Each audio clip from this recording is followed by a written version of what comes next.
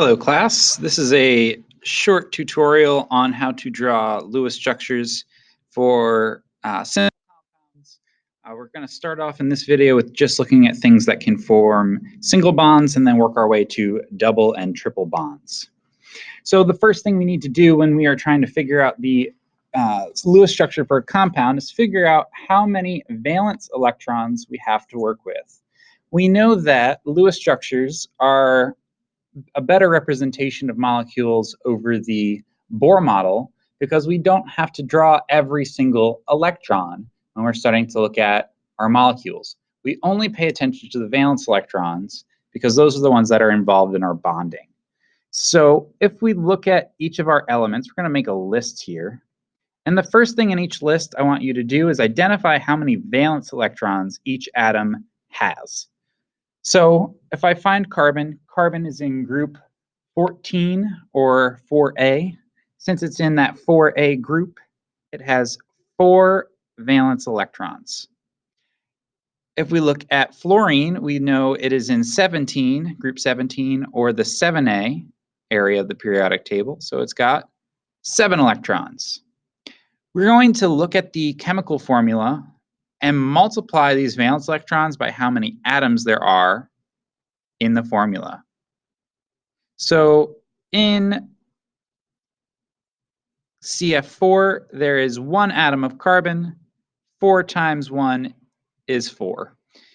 If we look at fluorine, it has a subscript of 4, so 7 times 4 atoms is going to give us a total of 28. We're going to add up the total valence electrons. 4 plus 28 gives us a total of 32 valence electrons to work with.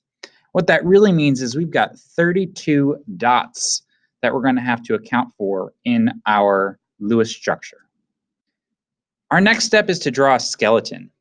It says put the atom with the valence electrons closest to 4 in the center. That's a good rule of thumb. Remember that the reason we do this is because we're really looking for which atom is the least electronegative. So carbon in this case is closest to 4 because it does have 4 valence electrons. And it is also the least electronegative.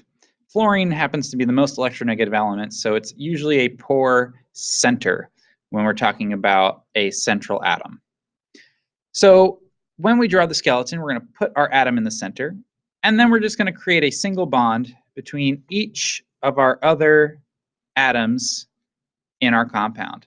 I have 4 fluorines total, so I need 4 of them in my structure here. And actually, I'm going to redraw this because I'm running out of space here. So I'm going to make that a little bit better. So we've got carbon, and we have a line between each of my 4 fluorine atoms. Now you have to remind yourself, we have talked about what a line represents. Remember, a line represents 2 electrons being shared between our atoms. Our goal for every atom is to get to a stable octet, right? 8 valence electrons. Unless, of course, we're dealing with hydrogen, in which case 2 is fine.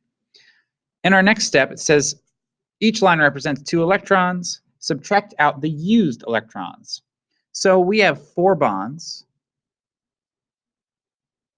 times 2 electrons per bond, which means we've used 8 electrons out of our 32.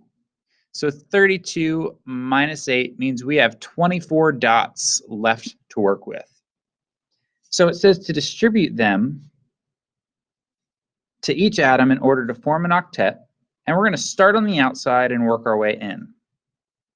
The reason we start on the outside is because if we run out of electrons, then we can move electrons around to form double and triple bonds with our central atom. Now, in this one, spoiler alert, we're not going to need to use any double or triple bonds, but I do want to show you the strategy for adding electrons. I add them 2 at a time. It's because we know when we add them, we're adding them as lone pairs. So I'm just going to pick a fluorine. I'm going to add 2. In total, it has 2 from the line and 2 from this pair. It has 4. It needs 4 more. So I'm going to add another pair to bring me to 6 and another pair to bring me to 8. Now in total, this fluorine has all 8 valence that it needs. It is good to go. I'm going to move on to my next set. Now, keep in mind, I only have 24 dots to work with, and I've placed 6 of them already. So if I follow the same pattern, I've added another 6 to complete that fluorine's octet. I'm at 12 total. Another 6, I'm at 18 total, and then another 6, and I am at 20 total. Or sorry, 24 total. My last step, it says double check the octet rule. Does each atom have 8 electrons? Are the total electrons equal to the valence electrons? Well, each of these fluorines looks the same. It's got its 8 valence electrons. We know all the fluorines are good. Let's check carbon. Carbon doesn't have any lone pairs, but it's got 4 sets of lines. We already confirmed up here that 4 times 2 electrons is 8 total. So carbon is sharing 8 electrons with each of the atoms that we've got attached to it. It also has satisfied its octet rule. So this is a valid structure. I'm just going to clean this up a little bit because it looks like I was a little haphazard with my dots. It's important that you're adding dots 2 at a time. There are some instances where you'll have an odd number of electrons when drawing a Lewis structure, but they are few and far between, and I don't think we cover any of those in this class. If you go on to take an organic class in the future, you may see something with odd numbers of electrons, but we don't need to worry about that here. Every time you calculate your total valence electrons, you should end up with an even number for the purpose of what we're doing in this course. So go ahead and pause the video and try to draw yourself the SCl2 molecule. When you are ready, I will move to the answers on the next slide, and you can unpause the video. Click pause now. Okay, welcome back. Here's what we should have ended up with. 20 electrons total. S is the least electronegative atom, or it had 6 valence electrons. It's the one that's closer to 4. So you should have put S in the center. The 2 lines between S and Cl result with 4 electrons being used out of our 20. So we had 16 dots left over. We end up putting 6 dots on each chlorine. That gets us to 12 total electrons. And then our last 4 go on sulfur to complete its octet. All right, let's do another one. This time, oops. All right, let's do another one. This time we're going to see if we need to make double or triple bonds here. So we're looking at O2. We know that oxygen has 6 valence electrons times the 2 atoms there. We have only 12 electrons available for us to work with. This one's interesting because there is no central atom. We just have to make sure we start off by connecting them. So to connect the 2 atoms, we have a single bond.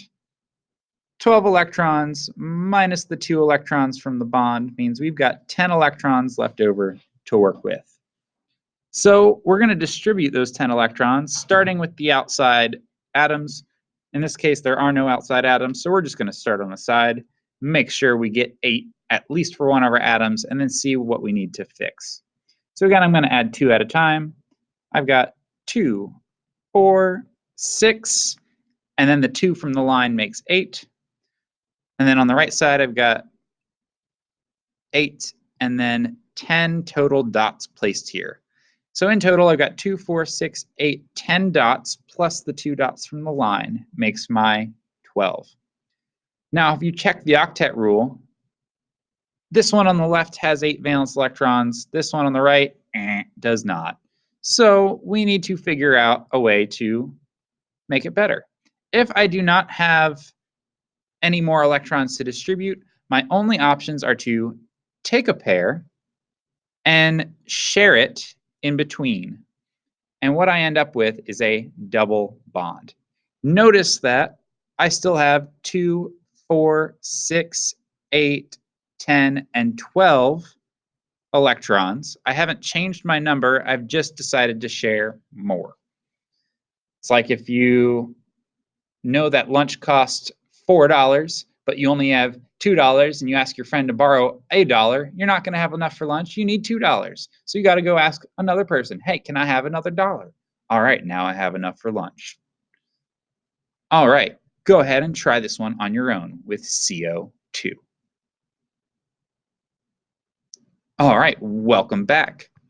With CO2, we've got our total electrons. We've got 4 for carbon times 1, 6 times 2 for oxygen. We end up with 16 total electrons here. Carbon's in the center with each oxygen on either side. And out of our 16 electrons, we've used 4 of them. So we have 12 dots that we have left to place.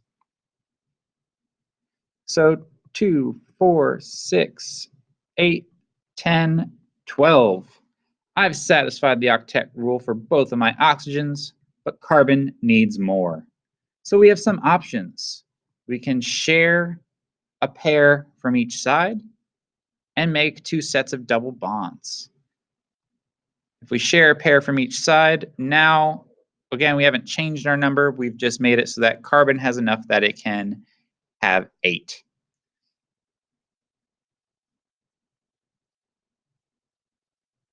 So take a look and evaluate here. It looks like we've got 2 double bonds. Now, there is another way to draw this if you were trying to draw it on your own. If you decided to share 2 sets of electrons from one side of the oxygen, so you left one of them completely intact. If you were to try to share 2 sets, you could have made a triple bond on one side and a single bond on the other side.